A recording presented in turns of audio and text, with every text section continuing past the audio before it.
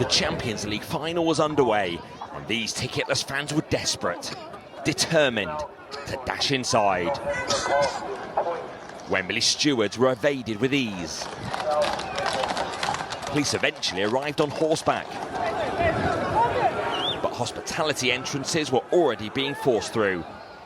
It's not clear whether they were fans of Real Madrid or Borussia Dortmund, or locals hoping to see one of the biggest matches in world football.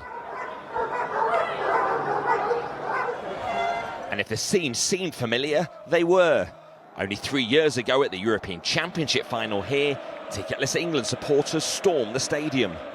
But the Football Association insists £5 million on new gates, fencing and locks were effective on Saturday night, telling Sky News these attempts to get into the stadium without tickets were not successful and the new outer perimeter system at Wembley worked.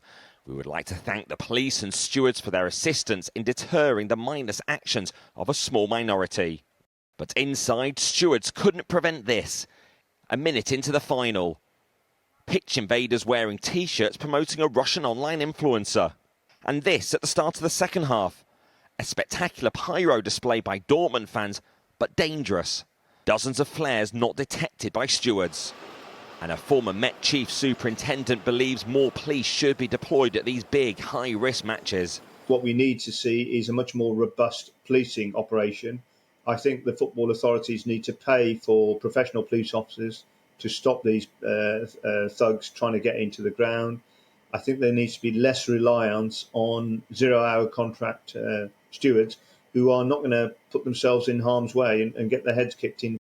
The Champions League organisers UEFA have said nothing about Saturday's disorder.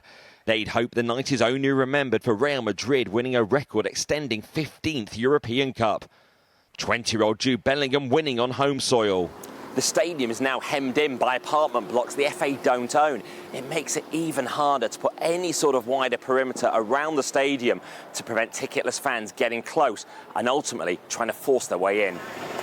But amid the clean-up outside, inside they're already assessing how to raise security further, with 4 years until the European Championship final returns here. Rob Harris, Sky News, Wembley.